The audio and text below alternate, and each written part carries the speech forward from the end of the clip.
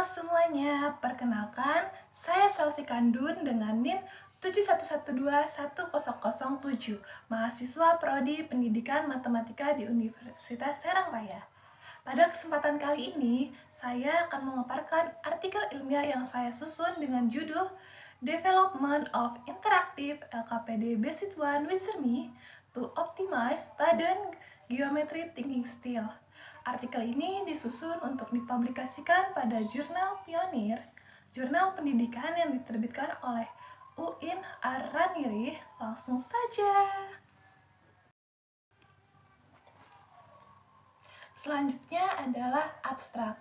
Penelitian ini bertujuan untuk mengembangkan lembar kerja peserta didik LKPD interaktif berbasis Wizard.me sebagai media pembelajaran untuk meningkatkan kemampuan geometric thinking siswa SMA. Proses pengembangan dilakukan dengan metode Research and Development atau yang kita singkat R&D, menggunakan model ADI yang mencakup 5 tahapan: Analyze, Design, Develop, Implement, dan Evaluate. Dalam proses pengembangan, LKPD yang telah dirancang kemudian divalidasi oleh ahli materi dan ahli media guna memastikan kelayakan isi serta tampilan media. Setelah itu, produk diuji melalui uji coba terbatas dan uji coba lapangan untuk menilai keefektifan serta respon pengguna terhadap media yang dikembangkan. Hasil penelitian menunjukkan bahwa penggunaan LKPD interaktif ini mampu meningkatkan kemampuan berpikir geometri siswa dengan nilai N-gain berada pada kategori sedang hingga tinggi. Hal ini menunjukkan bahwa media yang dikembangkan tidak hanya digunakan, tetapi juga efektif dalam membantu siswa memahami konsep-konsep geometri secara lebih visual, interaktif, dan bermakna.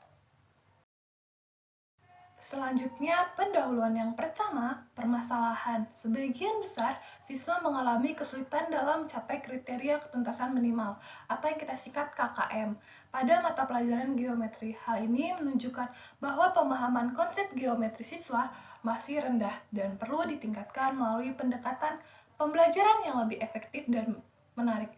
Yang kedua, tantangan. Salah satu tantangan utama dalam pembelajaran geometri adalah kesulitan siswa dalam memvisualisasikan bentuk-bentuk geometri serta mengidentifikasi sifat-sifatnya. Kesulitan ini menghambat perkembangan kemampuan geometric thinking yang seharusnya melibatkan pemahaman spasial dan analisis hubungan antar bangun. Yang ketiga, faktor penyebab. Beberapa faktor yang menyebabkan rendahnya capaian siswa dalam pembelajaran geometri antara lain dominasi metode konvensional yang bersifat ceramah dan berpusat pada guru, kurangnya media interaktif yang mampu menstimulasi keterlibatan aktif siswa. Yang ketiga, minimnya penggunaan teknologi yang mendukung visualisasi konsep-konsep geometri secara dinamis. Yang keempat, ada solusi. Salah satu solusi yang ditawarkan adalah pengembangan lembar kerja peserta didik interaktif berbasis Wizard.me.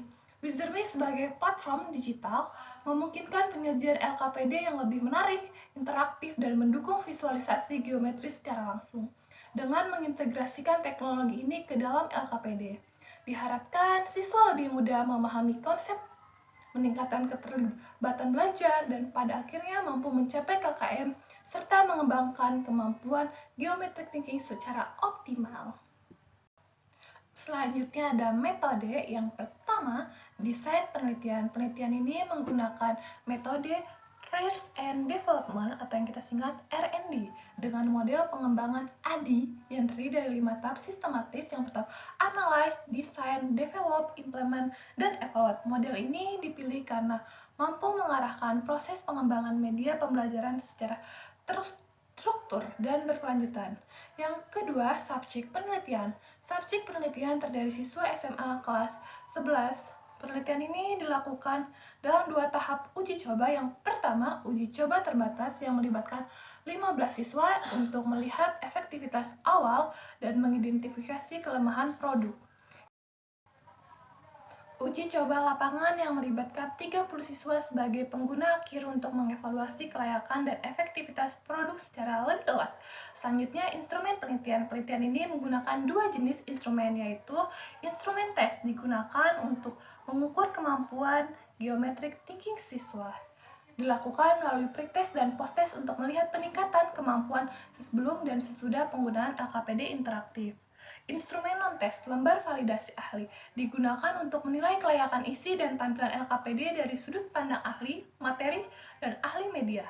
Angket respon siswa digunakan untuk mengetahui tanggapan siswa terhadap kemudahan penggunaan, tampilan, dan manfaat LKPD.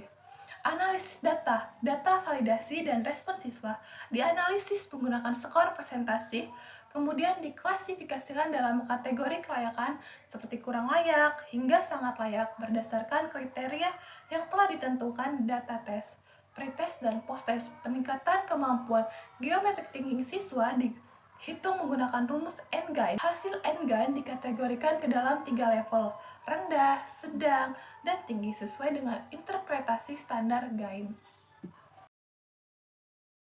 Selanjutnya ada hasil dan pembahasan. Yang pertama, tahap analisis. Pada tahap awal ini, peneliti melakukan analisis kebutuhan untuk menentukan arah pengembangan media.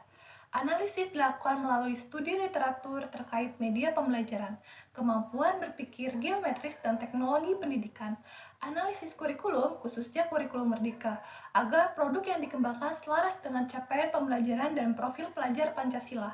Identifikasi kesulitan umum siswa dalam materi geometri, terutama dalam hal visualisasi bentuk dan hubungan antar bangun. Tujuan utama tahap ini adalah memastikan bahwa LKPD yang dikembangkan benar-benar menjawab kebutuhan belajar siswa dan relevan secara kurikuler. Yang kedua, tahap desain. Tahap desain melibatkan penyusunan storyboard LKPD, pemetaan isi, dan urutan aktivitas. Pemilihan alat bantu desain yaitu Canva untuk tampilan visual dan Wizardme sebagai platform interaktif yang memungkinkan pengisipan soal, video, dan animasi. Fokus materi diarahkan pada transformasi geometri yang dikaitkan langsung dengan indikator kemampuan geometric thinking menurut teori Van Hill, yaitu yang pertama ada visualization, mengenali dan mengidentifikasi jenis geometri. Yang kedua deskriptif, mendeskripsikan sifat-sifat bangun. Yang ketiga analyze, menganalisis hubungan antar bangun. Yang keempat ada abstraction, membangun definisi geometri dalam konteks luas. Selanjutnya ada deduction, menyusun argumen logis dan membuktikan pernyataan geometri. Desain ini menjadi kerangka awal dalam membangun LKPD yang berorientasi pada penguatan berpikir geometris siswa. Selanjutnya ada tahap pengembangan, develop. Pada tahap ini, desain dikembangkan menjadi produk nyata yaitu LKPD interaktif.